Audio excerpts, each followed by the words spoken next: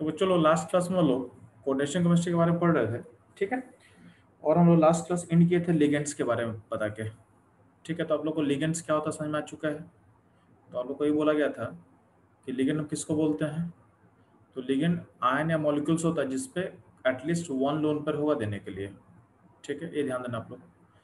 तो ligands are ion और molecule which can have at least one lone pair to donate. अब ligand कुछ कटान ही पॉसिबल है, कुछ न्यूट्रल मॉलिक्यूल को लिगेंड बोलते हैं और कुछ अनायन भी लिगेंड होता है, ठीक है।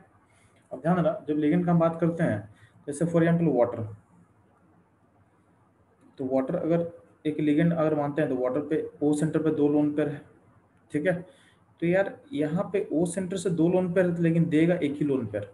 इसका बोलने का मतलब समझो यहाँ पे कि एक एटम एक ही लोन पेयर देगा, ठीक है। ओ के पास दो लोन पेयर है बट वो दो लोन पेयर नहीं दे सकता है, यानी वन सेंटर से एक ही लोन पेयर डोनेट होता है। यानी अगर यहाँ पे दो लोन पेयर भी है तो दो लोन पेयर को आप दे नहीं सकते हो, ठीक है। आपको ये इस चीज को अप्रिशिएट करना है कि वन सेंटर यानी वन एटम के पॉइंट से आप एक ही लोन पे डोनेट कर सकते हो, यानी वहां से दो लोन पे डोनेशन पॉसिबल नहीं है, ठीक है। हाँ, आप ऐसा कर सकते हो कि अगर दो अलग अलग एटम है सेम ही मॉलिक्यूल में, तो यहाँ इस एन पे एक लोन पेयर है और यहाँ एन पे एक लोन पेयर है, तो ए इसको आप दे सकते हो, इसको भी दे सकते हो। तो यहाँ से दोनों सेंटर से एक लोन पर जा सकता है। यानी पॉइंट नोट करने के लिए है कि एक एक एटम यानी एक सिंगल पोजीशन से एक ही लोन पर जाएगा, यानी सिंगल एटम आयन या मॉलिक्यूल में हो वहां से लोन पर एक ही लोन पर जाएगा। इसी को आपको अप्रिशिएट करना है। यानी यहाँ जैसे ओ पे दो लोन पर है, दोनों को आप नहीं भेज सकते, दोनों को आप नहीं भेज सकते हो, ठीक है। लेकिन अगर कोई ऐसा बोलेगा कि आपके पास इस तरह का आइटम है, तो यहाँ पे दो अलग अलग ओ है, तो दो अलग अलग ओ से जा सकता है, लेकिन कितना जाएगा, एक ही जाएगा, ठीक है। तो यहाँ पे दो O है, तो यहाँ से एक लोन पर जाएगा और यहाँ से एक लोन पर जाएगा, ठीक है। यानी सिंगल एटम के पॉइंट से आपको कभी भी दो loan more than one loan पर डोनेशन पॉसिबल नहीं होता है। तो ये चीज को आपको नोट कर रखना है, ठीक है। यानी लिगेंड लोन पर देगा। अब लिगेंड के अंदर अगर एटम्स होगा तो एटम्स ही लोन पर देता है, तो सिंगल एटम से एक ही लोन पर डोनेट करना है, आपको इस चीज को ध्यान देना है, ठीक।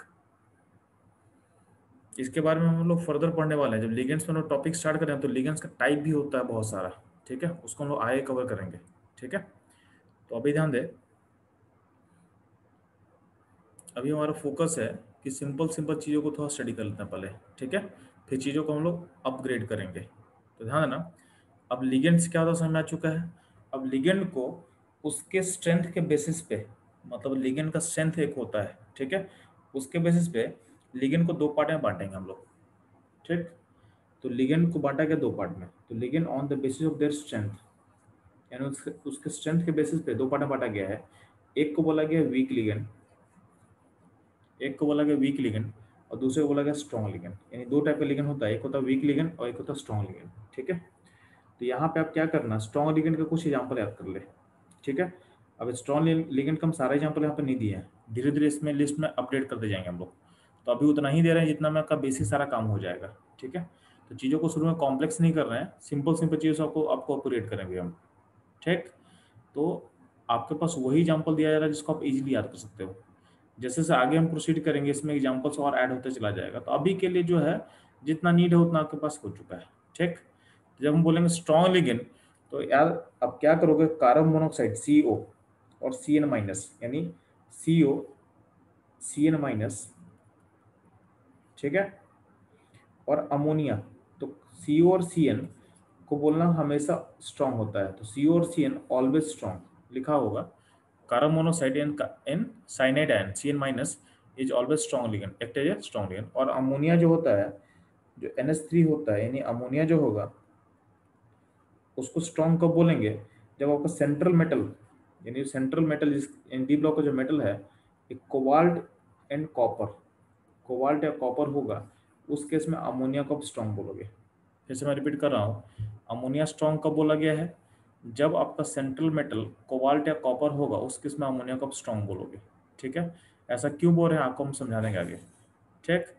अगला एक लिगेंड हम लिख रहे हैं PPS3, फॉस्फोरस के साथ 3 फिनाइल रिंग, PH3 मतलब PH मतलब फिनाइल का होल थ्राइस, तो इसको भी हम स्ट्रॉन्ग लिगेंड की कैटेगरी में ऐड करेंगे। ठीक है, PPH3 भी स्ट्रॉन्ग लिगेंड की कैटेगरी में ऐड हो जाएगा। ठीक है, तो ये रहेगा आपका लिगेंड के बारे में बेसिक इन्फॉर्मेशन, ये रहेगा लिगेंड के बारे में बेसिक इन्फॉर्मेशन। ठीक है, तो ध्यान देना, सबसे पहला जो हम लोग थ्योरी पढ़ेंगे, कोऑर्डिनेशन कंपाउंड को थ्योरी के अकॉर्डिंग हम लोग कवर करना है। तो फर्स्ट थ्योरी हम इसके अंदर जो पढ़ने वाले हैं उसको बोलते हैं हम लोग valence bond theory, valence bond theory. ठीक, तो पहला थ्योरी जो हम पढ़ेंगे कोऑर्डिनेशन कंपाउंड में वो पढ़ेंगे वैलेंस बॉन्ड थ्योरी, शॉर्ट में बोलते हैं VBT। आप लोग इसको केमिकल बॉन्डिंग में भी सीखोगे, अब इसका नाम केमिकल बॉन्डिंग में भी इसका नाम सुने होंगे। ठीक है, अब ध्यान देना, जब हम लोग वैलेंस बॉन्ड थ्योरी पढ़ेंगे तो वैलेंस बॉन्ड थ्योरी से हम लोग क्या क्या चीज़ को एक्सप्लेन करेंगे। तो वैलेंस बॉन्ड थ्योरी से हम एक्सप्लेन करेंगे शेप के बारे में, यानी आपका जो कॉम्प्लेक्स कंपाउंड है उसका शेप क्या होगा, उसका हाइब्रिडेशन क्या होगा, उसके बारे में हम लोग बात करेंगे। ठीक है, तो शेप हो गया, आपका हाइब्रिडेशन हो जाएगा। ठीक, और हम बात करेंगे मैग्नेटिक कैरेक्टर के बारे में, मैग्नेटिक कैरेक्टर। ठीक है, कि आपका जो कॉम्प्लेक्स है पैरामैटिक है कि डायमैटिक है। अब पढ़े हुआ ना, दो टाइप का चीज होता है, पैरामैटिक एंड डायमैटिक, तो वही यहाँ पे बात करेंगे हम लोग कि आपका सिस्टम पैरामैटिक है कि डायमैटिक है। ठीक है, तो ये सारा एक्सप्लेनेशन हम कहाँ से देंगे, तो ये सारा एक्सप्लेनेशन देंगे वैलेंस बॉन्ड थ्योरी से, यानी VBT को अप्लाई करके इन सारी चीज़ों को हम लोग बताने वाले हैं आपको। ठीक, जब पैरामैटिक डायमैटिक बात करेंगे तो उसमें एक टर्म होता है मैग्नेटिक मोमेंट, एक टर्म होता है स्पिन ऑनली मैग्नेटिक मोमेंट। ठीक, तो एक टर्म होता है स्पिन ऑनली मैग्नेटिक मोमेंट, तो एक टर्म हम लोग सीखेंगे स्पिन ऑनली मैग्नेटिक मोमेंट। तो इसका अपना एक फॉर्मूला होता है बच्चा लोग, फॉर्मूला क्या होता है, √n+2, √n+2, इसका यूनिट होता है बोर्स मैग्नेटॉन, BM का फुल फॉर्म होता है बोर्स मैग्नेटॉन। ठीक है, यहाँ जो n होता है, n बताता है, n का मतलब होता है number of unpaired electron, number of unpaired electron. ठीक है, ये होगा आपका n। ठीक है, तो ये फॉर्मूला का यूज करके हम लोग स्पिन मैग्नेटिक मोमेंट निकालना सीखेंगे आपके कॉम्प्लेक्स कंपाउंड का। ठीक है, तो ये सारा चीज हो गया क्या, तो ये सारा चीज हो गया जो हमको निकालना है यूजिंग वैलेंस बॉन्ड थ्योरी, यानी वैलेंस बॉन्ड थ्योरी का अप्लाई करके इन सब पैरामीटर को हम स्टडी करने वाले हैं। क्या क्या पैरामीटर है फिर से रिपीट कर दें आपके लिए, तो पैरामीटर है भाई चलो, तो पहला क्या बोले थे, shape, hybridization, magnetic moment. Magnetic moment कहते क्या था, पैरामैटिक डायमैटिक पहचानने के लिए, और क्या हम लोग सीखे, और हम लोग सिखाया गया कि स्पिन ऑनली मैग्नेटिक मोमेंट हम लोग कैलकुलेट करना सीखेंगे। ठीक है, यूजिंग दिस फार्मूला। ठीक, तो ध्यान देना, उसके बाद वैलेंस बॉन्ड थ्योरी जो है, तो ये चीज इंपॉर्टेंट चीज ध्यान नोट करोगे, जो BBT थ्योरी है यानी वैलेंस बॉन्ड थ्योरी है, ये बेसिकली इस ये जो था, ये लिगेंड और मेटल आपके पास क्या है, जैसे मान लो कि एग्जाम्पल है K4 ब्रैकेट में Fe है और CN लिगेंड है, एग्जाम्पल ये हो गया। तो यहाँ देखोगे ये आपका मेटल, जब भी बोलेंगे मेटल का मतलब इसका बात हम कर रहे हैं, जब भी बोलेंगे सेंट्रल मेटल इसका मतलब हम Fe का बात कर रहे हैं, ब्रैकेट के अंदर जो मेटल है उसका हम बात कर रहे हैं। ठीक है, और अंदर वाले मॉलिक्यूल को बोलते हैं लिगेंड, या आयन को बोलते हैं लिगेंड। तो ये बोला गया कि लिगेंड और अंदर का जो मेटल है यानी सेंट्रल मेटल एटम है, उसमें एक इंट्रैक्शन होता है। ठीक है, इनके बीच का जो इंट्रैक्शन है उसको बोला प्योरली कोवलेंट। तो वैलेंस बॉन्ड थ्योरी क्या बोल रहा है कि लिगेंड और सेंट्रल मेटल एटम का जो इंट्रैक्शन टाइप है वो प्योरली कोवलेंट है। तो क्या है, प्योरली कोवलेंट, यानी उनके बीच में बॉन्डिंग होता है। कैसा बॉन्डिंग होता है, कोवलेंट बॉन्ड होता है। ठीक, बेसिकली ज़्यादा डीप में जाकर बोलेंगे तो क्या होता है वो आयनिक बॉन्ड होता है, सॉरी आयनिक बोल रहा है, वो कोऑर्डिनेट बॉन्ड होता है। कोवेलेंट में टाइप क्या होता है, तो वो कोऑर्डिनेट बॉन्ड का टाइप होता है। जैसे मान लो लिगेंड है, पहले मतलब लिगेंड बोल रहे हैं, तो लिगेंड अपने इलेक्ट्रॉन को मेटल को दे देगा, ठीक है। तो मेटल मेटल के अंदर लिगेंड अपना इलेक्ट्रॉन को डोनेट करता है यूजिंग कोवेलेंट बॉन्ड। अब कोवेलेंट बॉन्ड को किस किस में कटिंग रखा जाता है, तो covalent bond basically covalent bond का टाइप होता है, ठीक है। इसलिए बोला गया कि लिगेंड और सेंट्रल मेटल का जो इंटरेक्शन टाइप होता है, वो होता है प्योरली कोवेलेंट। अब जब प्योरली कोवेलेंट होगा तो वाटर में क्या आयनाइज हो पाएगा, नहीं। तो जब वो पानी में डालते हैं, पानी में डालेंगे तो लिगेंड और मेटल का बॉन्ड ब्रेक नहीं करता है, तो पानी डालने पे ए नॉट आयनाइज, यानी इसका आयनाइजेशन क्या होगा, पॉसिबल नहीं होगा, ठीक है। डू नॉट आयनाइज, क्यों, क्योंकि बॉन्ड टाइप तो कोवेलेंट है जो कि पानी में ब्रेक नहीं करेगा, ठीक है। अब पॉइंट आता है कि यहाँ पे जो लिगेंड है मेटल को इलेक्ट्रॉन कैसे देता है, यार जो मेटल है, इस मेटल का डी ऑर्बिटल वैकेंट होता है, क्या होता है, तो ये जो डोनेशन हो रहा है, ये वैकेंट डी ऑर्बिटल में हो रहा है, कहाँ हो रहा है, वैकेंट डी ऑर्बिटल में इसका डोनेशन हो रहा है। लिगेंड जो इलेक्ट्रॉन दे रहा है, लिगेंड जो इलेक्ट्रॉन देगा वो कहाँ देगा, तो देगा आपके वैकेंट डी ऑर्बिटल में, कहाँ देगा, वैकेंट डी ऑर्बिटल में। तो लिगेंड और मेटल बीच में कोऑर्डिनेट बॉन्ड है, उसमें मेटल का वैकेंट डी ऑर्बिटल यूज हो रहा है, वैकेंट डी ऑर्बिटल यूज होने वाला है, ठीक है। तो ये ध्यान दोगे आप लोग, ध्यान देना। आगे फर्दर पढ़ने से पहले आपको कुछ याद होना चाहिए, याद क्या होना चाहिए, तो भी ध्यान देना। ध्यान देना, जब भी हम वैलेंस बॉन्ड थ्योरी को स्टडी करेंगे तो उसको स्टडी करेंगे on the basis of number of ligands, ठीक है। तो वैलेंस बॉन्ड थ्योरी का जो स्टडी होता है उसका बेसिस होता है नंबर ऑफ लिगेंड्स, ठीक है, नंबर ऑफ लिगेंड्स। तो नंबर ऑफ लिगेंड्स अगर 2 होगा तो क्या होगा, नंबर ऑफ लिगेंड 3 होगा तो क्या होगा, नंबर ऑफ लिगेंड 4 होगा तो क्या होगा, 5 होगा तो क्या होगा, 6 होगा तो क्या होगा, ठीक है। तो लिगेंड के नंबर के बेसिस पे इसका हम स्टडी करने वाले हैं। अब इस लिगेंड के नंबर को हम 2, 4 और 6 नंबर में लिए ज़्यादा इंपॉर्टेंट है। मतलब जो लिगेंड का नंबर 4 होगा और 6 होगा, ये 2 केस में लिए ज़्यादा इंपॉर्टेंट है, ठीक है। तो इन दोनों केस को थोड़ा सा हम लोग ज़्यादा स्टडी करेंगे। तो बेसिक मेरा फोकस होगा 4 और 6 लिगेंड, उसके बाद हम लोग 2, 3, 5 का केसेस को हम देख लेंगे। तो जब भी हम वैलेंस बॉन्ड थ्योरी को स्टडी करते हैं तो नंबर ऑफ लिगेंड के बेसिस पे स्टडी करेंगे।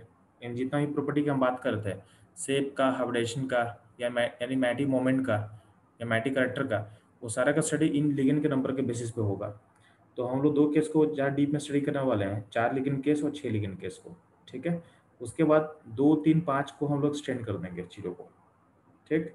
और आगे बढ़ने से पहले आपको डी ब्लॉक का एलिमेंट्स याद होना चाहिए, ठीक। जैसे बात करते हैं तो देखो डी ब्लॉक का पहला सीरीज है scandium, titanium, vanadium, chromium, manganese, iron, cobalt, निकल, कॉपर, जिंक, ठीक है। तो आपको ट्राई क्या करना है, डी ब्लॉक का सारा एलिमेंट्स ग्रुप वाइज याद कर लो, ये ग्रुप वाइज याद होना चाहिए।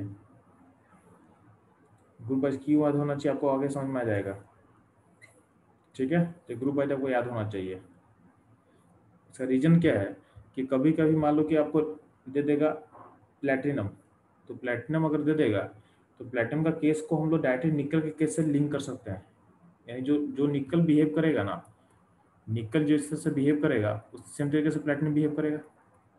तो प्लेटिनम का एटॉमिक नंबर याद करना मुश्किल होता है, प्लेटिनम का एटॉमिक नंबर होता है 78, ठीक है। एटॉमिक नंबर के बाद हम सब उसका हमको कॉन्फिगरेशन लिखना पड़ेगा। तो प्लेटिनम का एटॉमिक नंबर के बाद कॉन्फिगरेशन लिखना भी एक चैलेंज होता है, ठीक है। तो हम सिंपली क्या करेंगे, हमको अगर नीचे का एलिमेंट अगर कहीं मिल गया मेरे को किसी एग्जाम्पल में, तो हम लोग क्या करेंगे, उसका जो पहला मेंबर है निकल, या फिर मान लो गोल्ड है तो उसका पहला मेंबर क्या है, कॉपर है। अगर मान लो उसमें मिल गया तो उसका पहला मेंबर क्या है, आयरन है। तो हम पहले मेंबर को लेके क्वेश्चन सॉल्व कर लेंगे, ठीक है। क्योंकि चूंकि सेम ग्रुप का एलिमेंट है तो क्या होगा, जो जो प्रॉपर्टी पहला मेंबर शो करेगा वही प्रॉपर्टी क्या होगा, लास्ट मेंबर शो करेगा। तो अगर आपको पहला ग्रुप वाइज याद रहेगा तो फर्स्ट मेंबर के बेसिस पे हम लोग जो जो जो स्टडी करने वाले हैं, जो भी मेरा आंसर निकलेगा लास्ट मेंबर के लिए आंसर वही रहेगा, चेंज नहीं करेगा, ठीक है। उसमें हल्का सा मॉडिफिकेशन करना होता है, क्या मॉडिफिकेशन करना होता है आपको हम समझा देंगे, ठीक है। बट आपको अगर अच्छा कुछ करना है तो आपको पूरा का पूरा याद होना चाहिए। यानी आपको डी ब्लॉक का 3 series, first, second, third series group wise याद रखो, ठीक है। आपका प्रॉब्लम बहुत आसान हो जाएगा। आपका सीबीएसई बोर्ड में पहले पहले सीरीज से क्वेश्चन रहता है, लेकिन जो कंपटीशन रहता है, कंपटीशन में कहीं से भी क्वेश्चन दे सकता है। ठीक है, तो कहीं भी छोड़ना नहीं है, कहीं भी छोड़ना नहीं है आपको। तो इस डी ब्लॉक के एलिमेंट्स को आपको ग्रुप वाइज याद कर लेना है। ठीक, ये आप लोग कर लोगे, ये आप लोग कर लेना। ठीक है, बहुत आसान है, हल्का से फट मारोगे हो जाएगा ये तो। ठीक, तो ये आपके हाथ में रहा। अब ध्यान देना, इसके बाद हम लोग क्या करते हैं, इसका हम चलो स्टार्ट करते हैं बैलेंस बॉन्ड थ्योरी को। तो जब भी हम थ्योरी को स्टार्ट करेंगे तो पहला कैसे स्टार्ट करते हैं, जब 6 लिगेंड होगा तो क्या करेंगे। ठीक है, जो स्टडी को हम स्टार्ट कर रहे हैं तो हम 6 लिगेंड से स्टार्ट करेंगे। ठीक, ध्यान रहा, स्टडी स्टार्ट करने से पहले एक इंपॉर्टेंट पॉइंट जो आपको नोट कर लेना है। क्या इंपॉर्टेंट पॉइंट आपके लिए, तो ध्यान देना, जो लिगेंड है आपको पता है कि लिगेंड से इलेक्ट्रॉन पेयर मिलता है। तो लिगेंड क्या देगा, तो हम एज्यूम करें कि हर लिगेंड से एक लोन पेयर मिलेगा, हर लिगेंड से एक लोन पेयर मिल रहा है मेरे को। ठीक, अगर एक लोन पेयर मिल रहा है तो एक लोन पेयर के लिए कितना ऑर्बिटल चाहिए, तो आपको पता है कि जो ऑर्बिटल्स होता है, ऑर्बिटल में कितना कैपेसिटी होता है, तो ऑर्बिटल में 2 इलेक्ट्रॉन का कैपेसिटी होता है। ठीक, तो एक ऑर्बिटल 2 इलेक्ट्रॉन को अकोमोडेट कर सकता है। तो पॉइंट ये है कि जो लिगेंड है मेटल के डी ब्लॉक में अपने लोन पेयर को डोनेट करता है। तो इसका मतलब ईच लिगेंड यानी हर लिगेंड जो होगा, each ligand require one one vacant one vacant one vacant orbital for donation.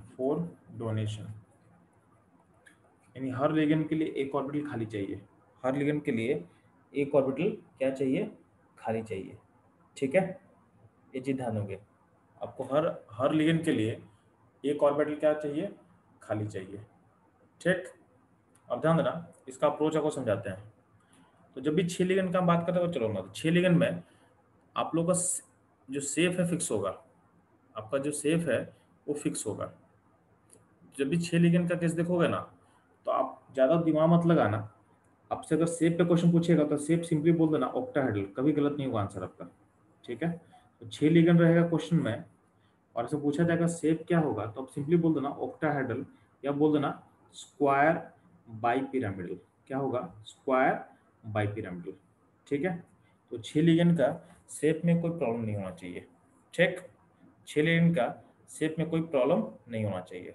ठीक है, अब इसका बात करते हैं हम हाइब्रिडेशन का। तो हाइब्रिडेशन जो होगा, तो ध्यान देना, जब भी 6 लिगेंड होता है तो हाइब्रिडेशन क्या होगा जी, तो हाइब्रिडेशन 2 टाइप का पॉसिबल है। तो हाइब्रिडेशन जो होगा 6 लिगेंड में वो 2 ही पॉसिबिलिटी है, तो दोनों हम लिख के बता दे रहे हैं आपको। एक हो सकता है sp3d2 sp3d2, और एक होगा d2sp3। मैं फिर से रिपीट कर रहा हूँ, sp3d2 तो आप लोग केमिकल बॉन्डिंग पढ़े होंगे, आप लोग के लिए एक नया वर्ड है d2sp3। ठीक है, तो यहाँ पे हाइब्रिडेशन 6 लिगेंड में 2 ही टाइप का हाइब्रिडेशन पॉसिबल है, या तो होगा sp3d2 या होगा d2sp3। ठीक है, फिर से मैं रिपीट कर रहा हूँ, आपका हाइब्रिडेशन 2 टाइप का पॉसिबल है, या तो sp3d2 या तो होगा d2sp3। तो इसको एक एग्जाम्पल से आपको समझाते हैं, इसको आप एक एग्जाम्पल से समझाते हैं। ठीक है, तो आपका 6 लिगेंड में क्या चीज फिक्स हो चुका है, हाइब्रिडेशन कुछ भी हो, हाइब्रिडेशन कुछ भी हो, आपका शेप तो फिक्स है ना। शेप क्या होगा, हमेशा क्या होगा, ऑक्टाहेड्रल या फिर स्क्वायर बाइपिरामिडल, ऑक्टाहेड्रल या फिर स्क्वायर बाइपिरामिडल। ठीक है, तो ये चीज आप ध्यान देना। अब ध्यान दोगे,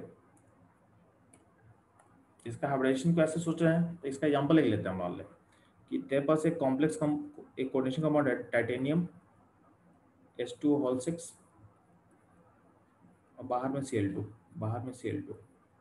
ठीक है, इसमें देखोगे ब्रैकेट के अंदर कितना लिगेंड है, तो लिगेंड 6 है, लिगेंड 6 है, वाटर 6 है ना, तो लिगेंड क्या होगा, 6 हो गया। तो सेप पे कुछ सोचना ही नहीं है, सेप आपको फटाफट बोल देना है। सेप क्या होगा, चलो, तो सेप होगा ऑक्टाहेड्रल या फिर स्क्वायर बाइपिरामिडल। तो इसमें कोई दिक्कत ही नहीं होना चाहिए। ठीक, अब बाकी का काम कैसे करेंगे, तो बाकी का स्टेप ध्यान से सुनना। ठीक, तो सबसे पहला क्या क्या काम करना है कि आपको जो सेंट्रल मेटल है उसका ऑक्सीडेशन स्टेट पता करोगे। ये जो टाइटेनियम है इसका ऑक्सीडेशन स्टेट पता करो। कैसे पता करेंगे, तो उसका ऑक्सीडेशन स्टेट को एक्स मान लें। प्लस वाटर पे चार्ज कितना होता है 0, तो 6 इंटू क्या होगा 0, प्लस क्लोरीन पे चार्ज कितना होता है -1, तो -1 मल्टीप्लाई कर लेंगे, और ओवरऑल चार्ज क्या है 0 है, इसको 0 से कट करते हैं, तो अल्टीमेटली आपका x का वैल्यू कितना आ रहा है, x का वैल्यू क्या आएगा +2 आएगा, यानी आपका जो टाइटेनियम है उसका स्टेट क्या हो +2 होगा। ठीक है, यानी आपका जो सेंट्रल एटम है उसका ऑक्सीडेशन स्टेट निकालोगे। ठीक, तो सेंट्रल एटम का आपको ऑक्सीडेशन स्टेट निकाल लेना है, तो आप यहाँ पे निकालिए oxidation state.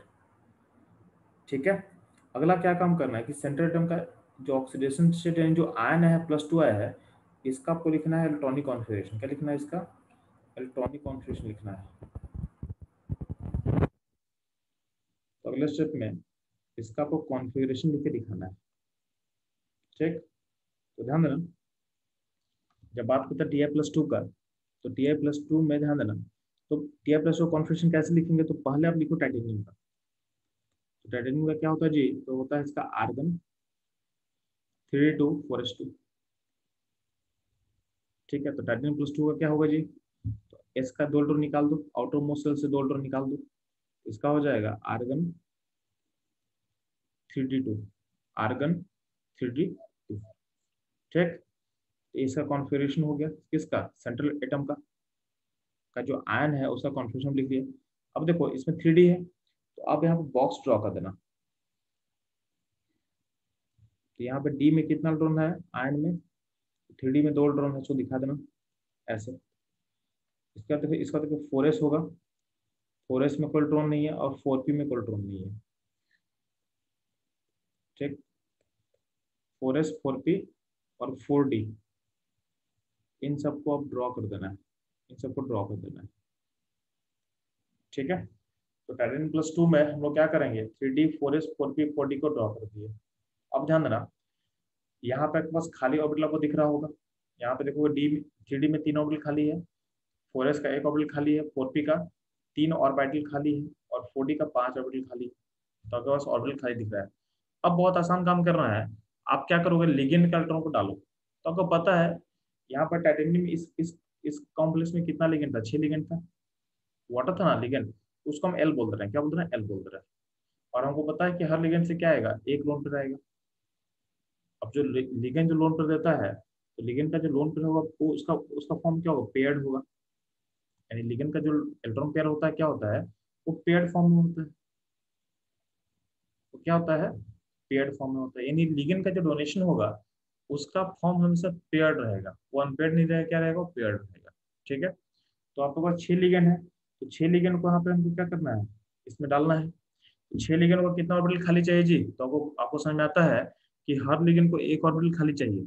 Each ligand require 1 orbital, each ligand require 1 orbital. तो 6 लिगेंड कितना ऑर्बिटल ऑक्यूपाई करेगा, 6 ऑर्बिटल। तो आप ध्यान देना, जब भी 6 लिगेंड रहेगा ना, तो आप क्या करोगे, आप एक एस का और 4 पी का तो पक्का लेना है, यानी इसमें कोई भी डाउट नहीं होना चाहिए।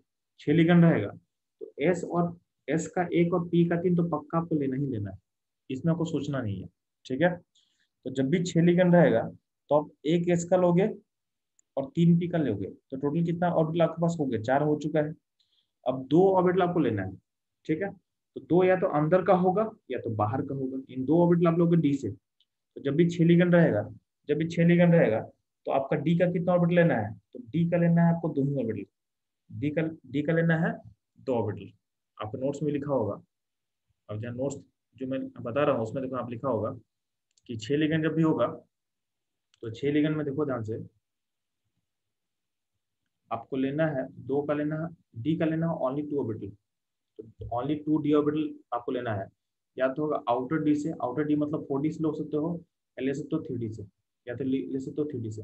ठीक है, तो आपका क्वेश्चन ये होना चाहिए कि 3D और 4D में किसको प्रेफरेंस हम ज्यादा देंगे। तो ध्यान देना, ज्यादा प्रेफरेंस दोगे आप 3D को, यानी जो अंदर वाला डी है, 3D को हम बोल रहे हैं इनर डी, और 4D को बोल रहे हैं हम आउटर डी। ठीक है, तो आपको अंदर वाले डी को ज्यादा प्रेफरेंस देना है। ज्यादा प्रेफरेंस क्यों देना है, क्योंकि क्योंकि ध्यान दे, लिगेंड के पास इलेक्ट्रॉन होता है, तो इलेक्ट्रॉन में मतलब चार्ज नेगेटिव, चार्ज नेगेटिव का प्रॉपर्टी क्या है, उसको अट्रैक्शन चाहिए। तो न्यूक्लियस के जितना पास आएगा ना 3D और 4D में, ज्यादा पास न्यूक्लियस कौन होगा, न्यूक्लियस पॉजिटिव यहाँ मान लेते हैं, तो पॉजिटिव पॉजिटिव के पास ज्यादा पास 3D है, तो लिगेंड 3D में आएगा तो उसके पास अट्रैक्शन बढ़ेगा। न्यूक्लियस का अट्रैक्शन फोर्स क्या बढ़ेगा। तो लिगेंड को ज्यादा अट्रैक्शन कब मिलेगा, जब 3D के पास आएगा, यानी इलेक्ट्रॉन जो पेयर जो डोनेट कर रहा है लिगेंड, उसको अट्रैक्शन जब कहाँ ज्यादा मिलेगा, जब वो 3D में रहेगा। ठीक है, इसलिए ligand try to occupy inner d orbital to gain maximum stability.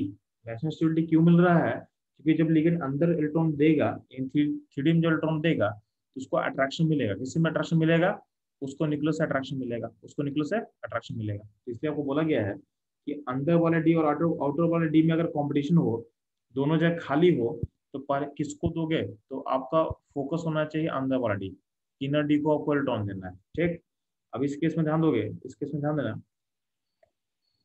तो आपका 6 लिगेंड था, तो 6 लिगेंड में देखो, एक लिगेंड एस में गया, बाकी 3 लिगेंड कहाँ गया, पी में। ठीक है, अब देखो डी लेना, तो 2 डी लेना आपको, तो 2 डी कहाँ लोगे, तो 3D का 3D खाली है, तो उसमें 2 डी ले लो, तो 2 डी यहाँ आ गया, तो आपको 6 लिगेंड इस तरह से ऑक्यूपाई कर लिया।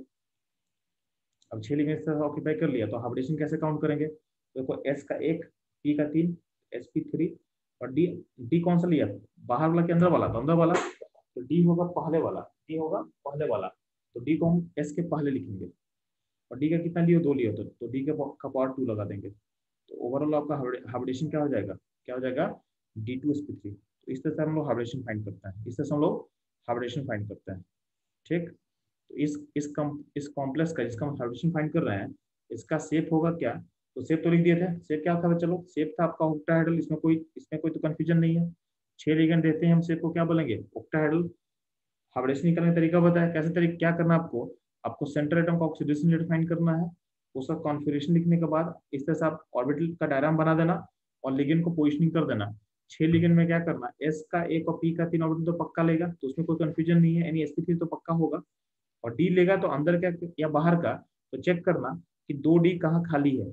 अगर दोनों जगह दो दो दो डी खाली रहेगा, तो आप अंदर वाले डी को ले लेना, क्योंकि अंदर वाले डी लेने से आपका कॉम्प्लेक्स ज्यादा स्टेबल होगा। क्यों, क्योंकि जो इलेक्ट्रॉन क्लाउड है जिसको आप डोनेट कर रहे हो, वो न्यूक्लियस से ज्यादा पास होगा।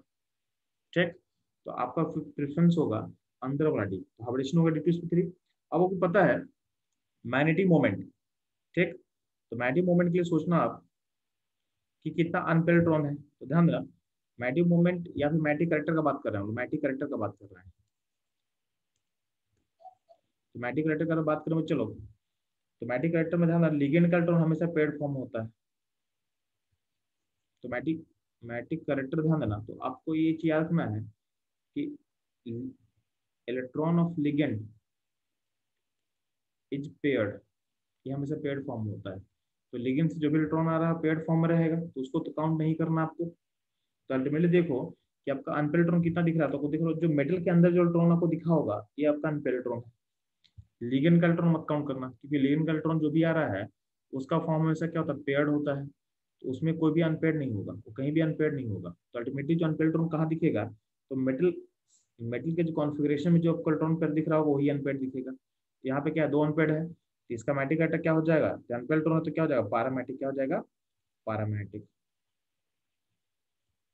तो मैग्नेटिक अनपेयर्ड देखने के लिए आपको लिगेंड का इलेक्ट्रॉन को चेक नहीं करना, बस चेक करना है कि मेटल आयन में कितना अनपेयर्ड इलेक्ट्रॉन था आपके पास, तो पैरामैग्नेटिक हो गया।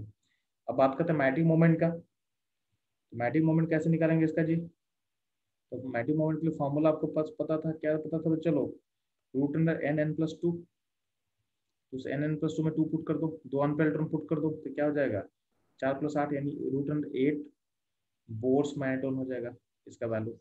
ठीक है, इस तरह से आप लोग को सारा प्रॉपर्टी को स्टडी करना है।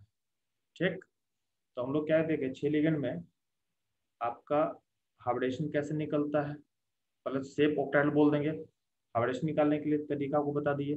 ठीक है, उसके बाद सेंट्रल मेटल आयन का जो इलेक्ट्रॉन अनपेयर्ड होगा, वही इसको बताता है मैग्नेटिक कैरेक्टर, पैरामैग्नेटिक, डायमैग्नेटिक है, और उसका अनपेयर्ड को लेके हम लोग क्या निकाल सकते हैं, तो मैग्नेटिक मोमेंट निकाल सकते हैं। ठीक है सर